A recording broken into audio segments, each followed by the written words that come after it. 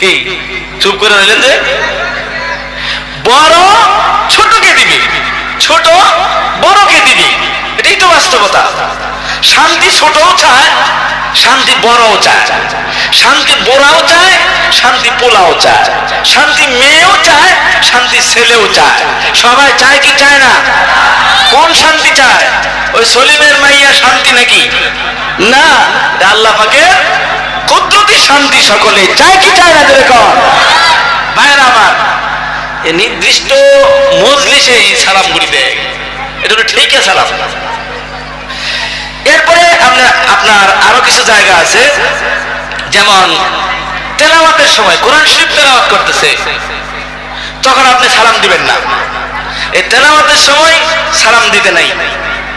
এরপরে গুনাহে কোন গুনার কাজে লিপ্ত আছে, তখন আপনি সালাম দিবেন না। গান গাইতেছে শিল্পী ফাইদা যা, তাহলে আপনি সালাম দিবেন নাকি?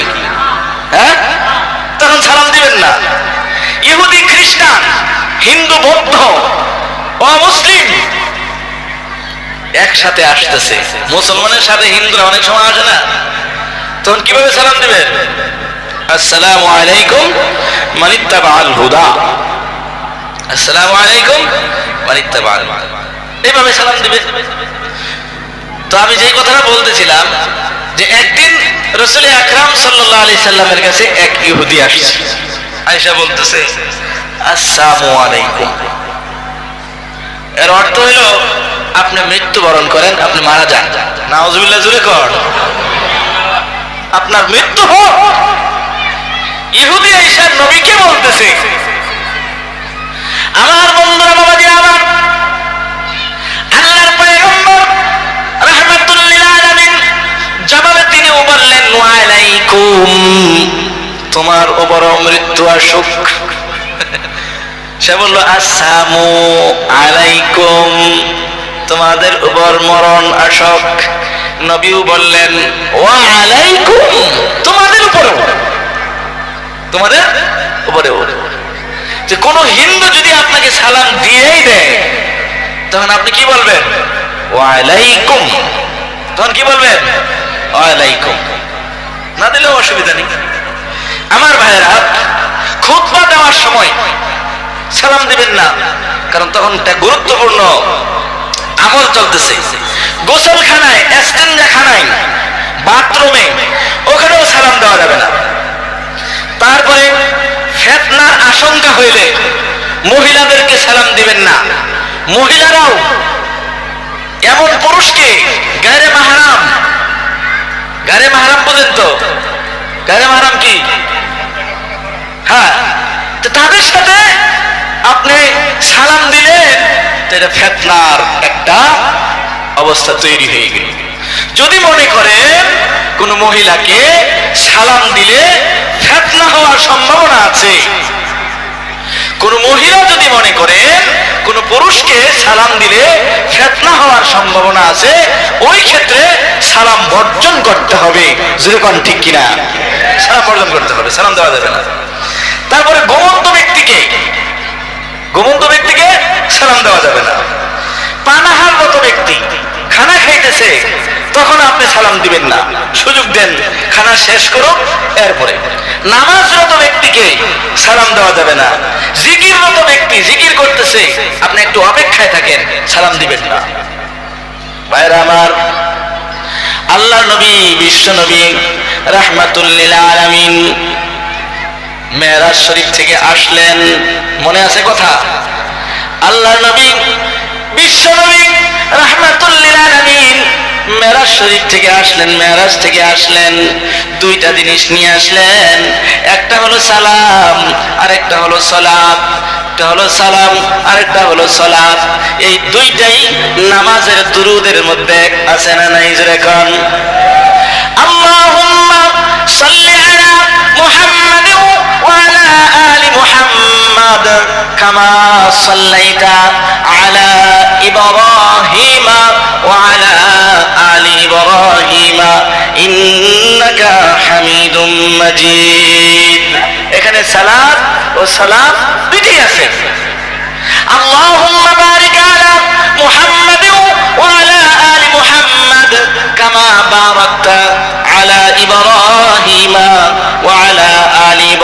ইব্রাহিমা ইন্নাকা হামিদুম মাজিদ।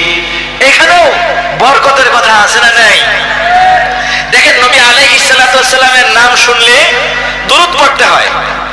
সংক্ষিপ্ত দুরূদ কি?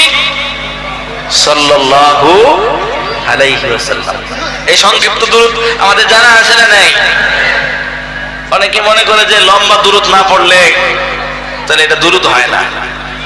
আপনি সিহাহ সিত্তার হাদিসের যতগুলো কিতাব আছে আপনি খুলেন, বুখারী শরীফ খুলেন, মুসলিম শরীফ খুলেন, তিরমিজি খুলেন, নাসাই খুলেন, আবু দাউদ খুলেন, ইবনে মাজাহ খুলেন, মুয়াত্তান খুলেন, শারহ মাআনিল আসার খুলেন, বাইহাকি শরীফ খুলেন, সমস্ত হাদিসের কিতাবের মধ্যে যখন আন আবি হুরায়রা রাদিয়াল্লাহু তাআলা আনহু আন্নাহু ক্বাল ক্বাল রাসূলুল্লাহ সাল্লাল্লাহু আলাইহি ওয়াসাল্লাম, এই যে আন আনাস ইবনে মালিক রাদিয়াল্লাহু আনহু আনিন নবী সাল্লাল্লাহু আলাইহি ওয়াসাল্লাম ক্বাল, প্রত্যেকটা নামের পরে নবীজির উপর সালাত এবং সালাম আছে না নাই?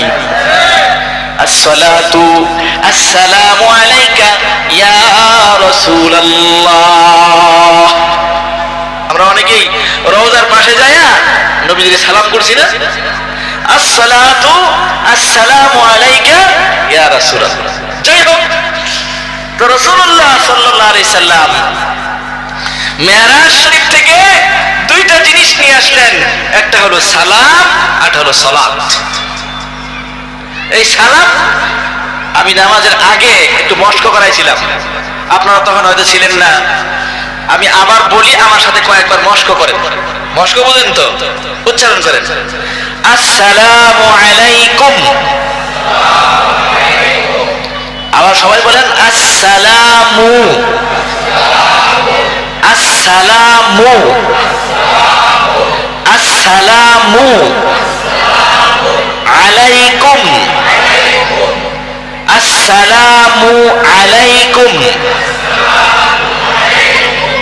অনেকে ভুল বলে আসসালামু আলাইকুম, এমন বলে না? না, এইভাবে না।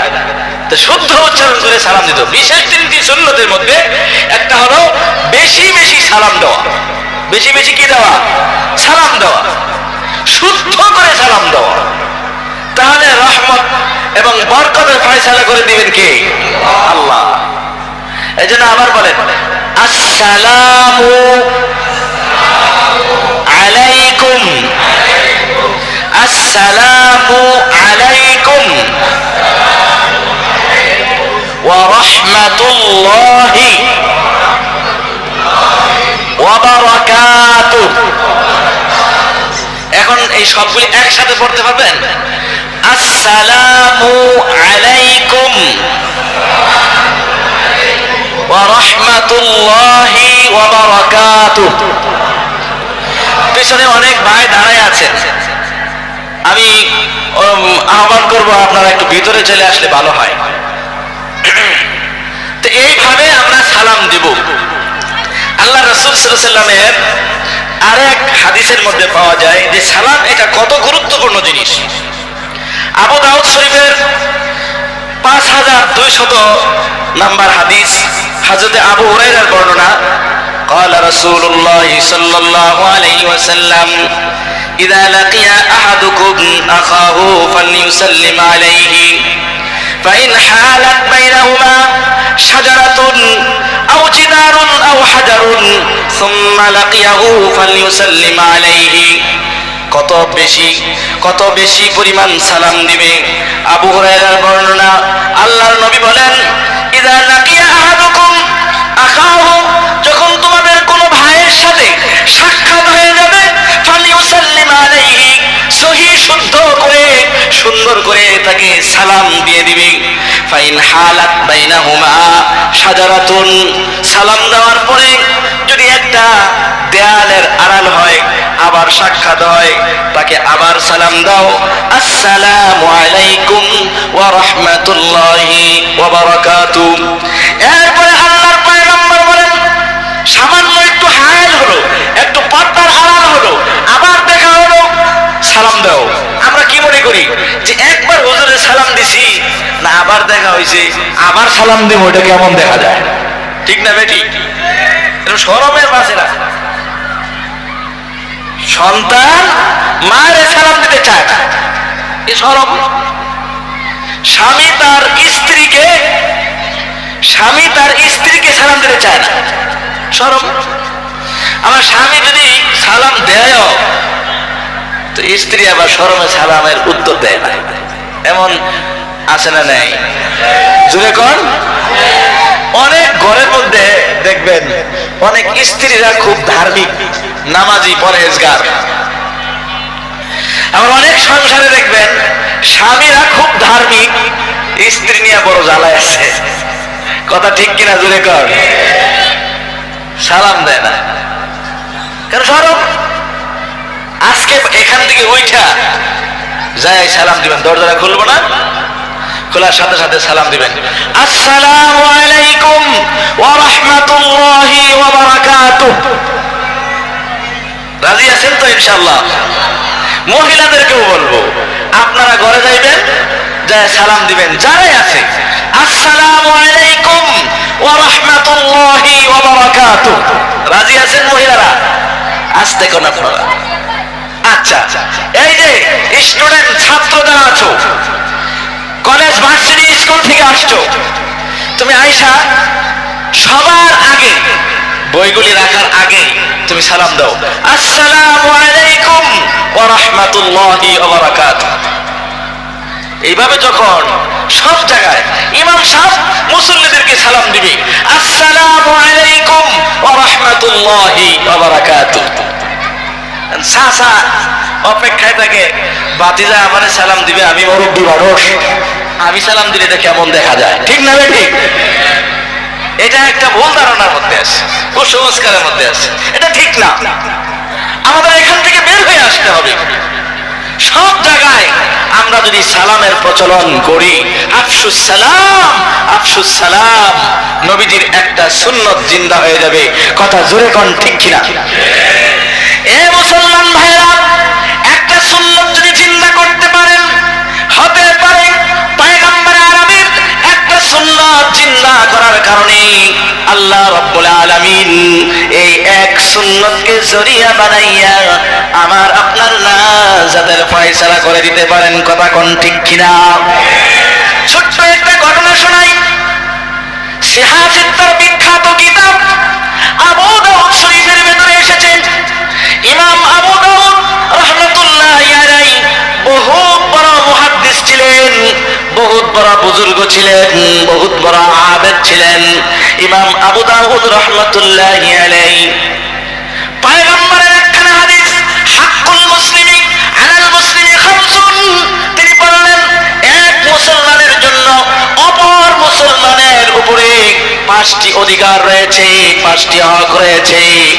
এক নাম্বার হক হলো রাদ্দুস সালাম, সালামের উত্তর দেওয়া, ওয়া ইজাবাতুদ দাওয়াতি, আর দাওয়াত দিলে দাওয়াতে সাড়া দেওয়া, তার দাওয়াত কবুল করা, ওয়া তাশমিতুল আতিসি, হাসি দিলে হাসির জবাবে ইয়ারহামুকাল্লাহ বলা, এইভাবে তার জানাজায় অংশগ্রহণ করা, জানাজায় অংশগ্রহণ করা, ওয়া ইত্তিবা, আরেকটা হলো অসুস্থ হয়ে গেলে তার সেবা শুশ্রূষা করা। এই 5টা হকের কথা পড়লেন। ইমাম আবু দাউদ রাহমাতুল্লাহি আলাইহি এক নদীর পাড়ে দাঁড়াইলেন। নদীটা শুকনা ছিল, এই জন্য ঘাটে নৌকা ভিড়তে পারে না, বড় স্টিমার, বড় লঞ্চ।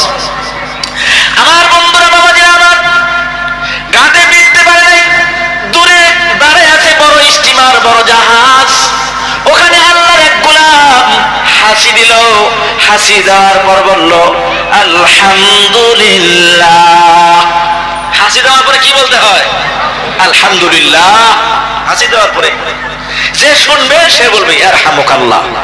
কিন্তু ইমাম আবু দাউদ রাহমাতুল্লাহ আলাইহি তিনি তো মানে জাহাজ থেকে অনেক দূরে আছেন, ঠিক না বেটি? অনেক দূরে আছেন, ইয়ারহামুকাল্লাহ কিভাবে পৌঁছাইবে তার কাছে? আমার বন্ধুরা, বাবাজি আমার, ইমাম আবু দাউদ রাহমাতুল্লাহি আলাইহি 3 দিরহাম খরচ করে 3 দিরহামে ছোট্ট একখানা নৌকা ভাড়া করলেন। ছোট্ট একটা নৌকা ভাড়া করে সেই স্টিমার পর্যন্ত গেলেন। আল্লাহর যে বান্দা হাসি দেওয়ার পর বলেছিলেন আলহামদুলিল্লাহ, সেখানে যাইয়া ওই আল্লাহর বান্দার বরাবর তিনি বলে উঠলেন ইয়ারহামুকাল্লাহ, আল্লাহ রাব্বুল আলামিন তোমার উপর রহমত নাজিল করুন। জোরে কন্যা সুবহানাল্লাহ। ইমাম আবু দাউদ 3 দিরহাম খরচ করে ছোট্ট একটা নৌকা ভাড়া করলেন, আর সেখানে যাইয়া পয়গম্বরের একটা সুন্নাত জিন্দা করে চলে আসলেন। ইমাম আবু দাউদ রাহমাতুল্লাহি আলাইহি রাতে ঘুমাইছেন, ওযু করে ঘুমাইছেন। ঘুমাইতে হলে ওযু করে ঘুমাইবেন। একজন রহমতের ফেরেশতা সব সময় আপনাকে পাহারাদারি করবে, আপনার প্রটোকলের ব্যবস্থা করবে। ডান কাত হয়ে শুইবেন, আল্লাহ পাক রব্বুল আলামিন যাবতীয় দুঃস্বপ্ন থেকে আপনাকে বাঁচাইবেন। আয়াতুল কুরসি পড়ে শুইবেন। আমার বন্ধুরা, বাবাজিরা আমার, আল্লাহর নবী বিশ্ব নবী রাহমাতুল লিল আলামিন যখন শুইতেন ওযু করে শুইতেন কুল হুয়াল্লাহু আহাদ, কুল আউযু বিরাব্বিল ফালাক, কুল আউযু বিরাব্বিন নাস, এই সূরাগুলি পড়ে শুইতেন। লাভ হইল আল্লাহ পাক সারা রাত আপনার আমার জন্য রহমতের ব্যবস্থা করে দিবেন। জোরে কোন সুবহানাল্লাহ। ইমাম আবু দাউদ রাহমাতুল্লাহি আলাইহি 3 দিরহাম খরচ করে পয়গম্বরের একটা সুন্নাত জিন্দা করে আসলেন। ওযু করে রাতে ঘুমাইলেন। কে যেন স্বপ্নে দেখে কে যেন বলতেছে ইয়া আবা দাউদ قد اشتريت الجنة بثلاثة دراهم। এরে ইমাম আবু দাউদ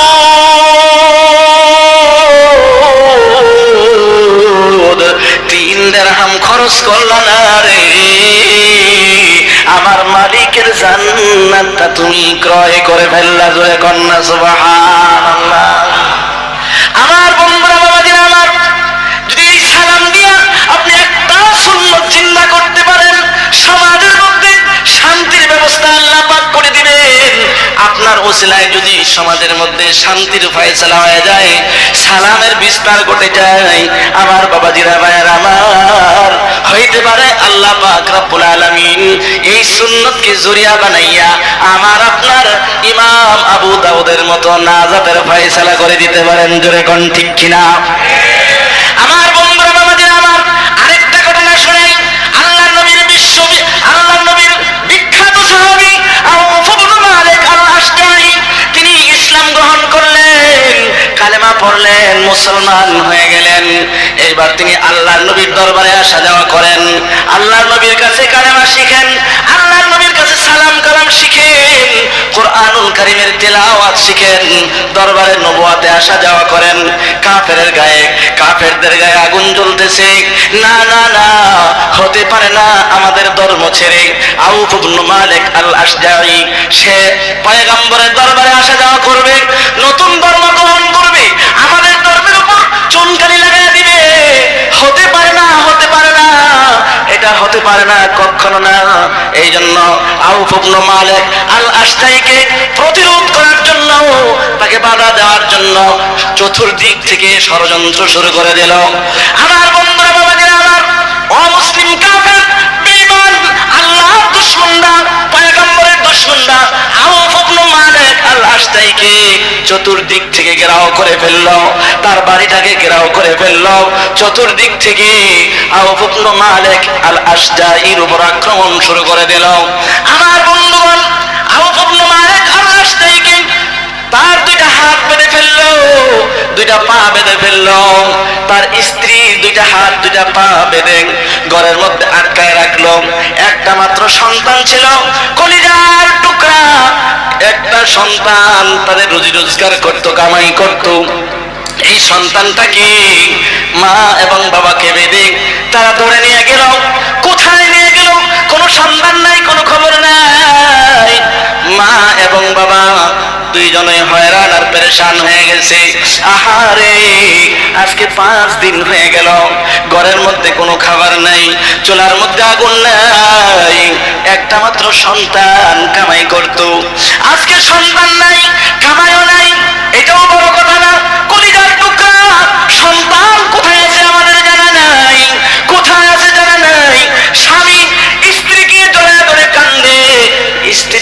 স্বামীকে জড়ায় জড়ায় ধরে কান্দে, আর স্ত্রী স্বামীকে ডাক দিয়া কয়, স্বামী গো, কলিজার টুকরা সন্তানের কথাটা যখন মনে হয়ে যায় গো, এই ব্যথা সহ্য করতে পারি না। আহারে কি করব, কোথায় যাব, কার কাছে যাব রে? ও প্রাণের স্বামী, যান এই মুহূর্তে চলে যান মসজিদে নববীতে, দরবারে নবুয়তে, রাহমাতুল লিল আলামিন, রহমতের দরজা খোলা, রহমতের দরজা খুলে বসে আছেন। যান আল্লাহর নবীর কাছে যান, সব হিস্টোরি, সব হালত খুলে বলেন। যেই কথা সেই কাজ। বৃদ্ধ সাহাবী স্ত্রীর কথা মতো আউফ ইবনে মালিক আল আশজাই বুক বড় কষ্ট আর চোখ বড় পানি নিয়ে হাঁটি হাঁটি পা করিয়া দরবারে নবুয়তে আল্লাহর নবী, বিশ্ব নবী রাহমাতুল লিল আলামিনের কাছে যায় হাজির হইয়া বলতেছে, আসসালাতু আসসালামু আলাইকা ইয়া রাসূলুল্লাহ। আল্লাহু আকবার, জোরে কোন। আমার বন্ধুরা, বাবাজিরা আমার, মাঝে মধ্যে স্ত্রীর কথাও শুনতে হয়, কথা কোন ঠিক না ঠিক? অনেক স্বামী নামের আসামি আছে, ঠিক না ঠিক? জোরে কোন। অনেক স্বামী নামের কি আছে? আসামি আছে, আসামি। মানে ওটা স্বামী বলে না, মানে অনর্থক স্ত্রীর কষ্ট দেয়। আপনিও একটু সাহায্য করেন, স্ত্রীর সাথে একটু সাহায্য করেন, বিবির সাথে একটু সাহায্য করেন, তরকারিটা একটু কোটে দেন, মাছ কোটার মধ্যে একটু সাহায্য করেন। বিবি যদি বলে যে বাজার থেকে মাছটা কুইটে নিয়ে এসো, তখন তার শরীরে রাগ দেখে কত। তোমার কি জন্য আছি, মাছটাও কাটতে পারবে না, ঘোড়ার ঘাস কাটবা? আরে বাবা রে বাবা, আছে না নাই? আল্লাহ পাক রব্বুল আলামিন সূরা নিসার মধ্যে বলেন, আর-রিজালু কাওয়ামুনা আলান নিসাই বিমা ফাদ্দালাল্লাহু বা'যাহুম আলা বা'য। এ দুনিয়ার পুরুষরা ভালোভাবে লক্ষ্য করে শোনো, আর-রিজালু কাওয়ামুনা আলান নিসা, পুরুষরা হইলা মহিলাদের কর্তা, মহিলাদের গার্ডিয়ান, তাদেরকে এত চাপাচাপি করিও না। আবু হুরায়রার বর্ণনা, ইস্তাউসু বিন নিসাই ফাইন্নাহুন্না খুলিকনা মিন দিলইন, কারণ তারা পাকা হাড্ডি থেকে সৃষ্টি হয়েছে। পয়গম্বর আদম আলাইহিস সালাতু ওয়াস সালামকে যখন জান্নাতের মধ্যে রাখা হইল, একা একা ভালো লাগে না, ছটফট করে মন, ছটফট করে মন। আদমের ভালো লাগে না, হযরতে মা হাওয়া আলাইহিস সালামকে আল্লাহ পাক রব্বুল আলামিন বাবা আদমের বাম পাজরের পাকা হাড্ডি থেকে সৃষ্টি করলেন, কথা কোন ঠিক কিনা? এই জন্য পয়গম্বর বলেন, বিশ্ব নবী রহমতের নবী বলেন, যেহেতু তাদেরকে পাকা হাড্ডি থেকে সৃষ্টি করা হয়েছে, ফাইন যাহাবতা তুকিমুহু কাসারতা, এদেরকে যদি বেশি চাপ দাও রে স্বামীর দল, তাহলে মহিলারা ভেঙে যাবে। ওয়াইন তারাকতাহু লাম ইয়াজাল আওয়াজা, আর যদি একেবারে শাসন না করো, একবারে ছেড়ে দাও, তাহলে তারা পাকা হয়ে যাবে। এই জন্য মধ্যম পন্থা অবলম্বন করো। আল্লাহর হাবিব বলেন, খায়রুল উমুরি আওসাতুহা, যত কাজ করবা মধ্যম পন্থা অবলম্বন করবা। আমার ভাইরা বাবাজিরা আমার, আল্লাহ পাক রব্বুল আলামিন বলেন, আর-রিজালু কাওয়ামুনা আলান নিসাই বিমা ফাদ্দালাল্লাহু বা'যাহুম আলা বা'য, তাদেরকে একজনের তুলনায় আর একজনকে শক্তিশালী বানানো হয়েছে। আমি ওই দিকে যাচ্ছি না। হযরতে আউফ ইবনে মালিক আল আশজাইর স্ত্রী পরামর্শ দিলেন, মাঝে মধ্যে স্ত্রীর পরামর্শ শুনতে হয়। ঘরের মধ্যে কাজ করবেন, ঘরের মধ্যে কেনাকাটা করবেন। আমার বন্ধুরা, বাবাজিরা আমার, ও যুবক ভাইরা, ও আমার পর্দার আড়ালের মা বোনেরা, আপনারা স্বামী স্ত্রী মিলে এবং বড় সন্তানাদি থাকলে একসাথে বসে পরামর্শ করবেন, একসাথে বসে আলাপ আলোচনা করবেন, তাহলে রহমতের ফয়সালা করে দিবেন কি? আরো জোরে কোন কে? আমার ভাইরা বন্ধুরা আমার, কোন কাজ যদি পরামর্শের মাধ্যমে না করেন, সেই কাজে কাজের মধ্যে বেবরকতি আর অশান্তি সৃষ্টি করে দেন শয়তান। কথা কোন ঠিক কিনা? এই জন্য স্বামী স্ত্রী সবাই মিলে কি করবেন? পরামর্শ করবেন। যেই কথাটা বলতেছিলাম, নবীর একজন বিখ্যাত সাহাবী আউফ ইবনে মালিক আল-আশজারি, বৃদ্ধ সাহাবী, নবীর একটা মাত্র কলিজার টুকরা সন্তান মুশরিকরা বন্দী করে নিয়েছে। সেই মদিনার কোথায় যেন বন্দী করে রেখেছেন। স্বামীও কান্দে, স্ত্রীও কান্দে। স্ত্রী পরামর্শ দিয়া স্বামীকে দরবারে নবুয়াতে পাঠায় দেয়। আমার ভাইরা, বুক বড় কষ্ট আর চোখ বড় পানি নিয়া আল্লাহর নবীর সাহাবী, বিশ্ব নবীর সাহাবী দরবারে নবুয়াতে হাজির হইয়া, আমি আগেও বলেছি, তিনি প্রথমেই যায় বললেন, আসসালাতু আসসালামু আলাইকা ইয়া রাসূলুল্লাহ। আল্লাহু আকবার। আল্লাহর নবী, বিশ্ব নবী রাহমাতুল লিল আলামিন, বৃদ্ধ সাহাবী আউফ ইবনে মালিক আল-আশজারির মলিন চেহারাটা দেখে, চোখের মধ্যে পানি দেখে রহমতের নবী আর সহ্য করতে পারলেন না। আল্লাহর নবী সেখান থেকে জিজ্ঞাসা করলেন, সাহাবী রে, এইভাবে এতিমের মতো কেন কান্না করতেছো? তুমি তো বৃদ্ধ মানুষ রে, এইভাবে কেন কান্না করো? কি হয়েছে তোমার? কেউ তোমাকে প্রহার করেছে? কেউ তোমার উপর আক্রমণ করেছে নাকি? তোমার বাড়িতে আগুন লাগাই দিয়েছে নাকি? কি সমস্যা হয়েছে রে? এইভাবে তুমি কাঁদতেছো এতিমের মতো? সাহাবী, আল্লাহর নবীর সাহাবী চোখের পানিগুলি জোর জোর করে ছেড়ে দেয়। ইয়া রাসূলুল্লাহ, ইয়া হাবিবাল্লাহ, আজকে থেকে নিয়ে 5 দিন হয়ে গেল, আমার একটা মাত্র সন্তান, একটা মাত্র কলিজার টুকরা ইসলাম গ্রহণ করার কারণে আমাকে এইভাবে কষ্ট দিতেছে, আর আমার সন্তানটাকে ওই মরুভূমির মধ্যে বন্দী করে রেখেছে। আল্লাহর নবী, বিশ্বনবী বললেন, এ সাহাবী, কোনো টেনশন করো না, কোনো টেনশন করো না। এই সমস্যার সমাধানের জন্য আমি তোমাকে 3টা ফর্মুলা, 3টা পদ্ধতি, 3টা পথ, 3টা ঔষধের কথা বলে দেই। 1 নাম্বার, এই সমস্যার সমাধানের জন্য 1 নম্বরে তুমি ইত্তাকুল্লাহ,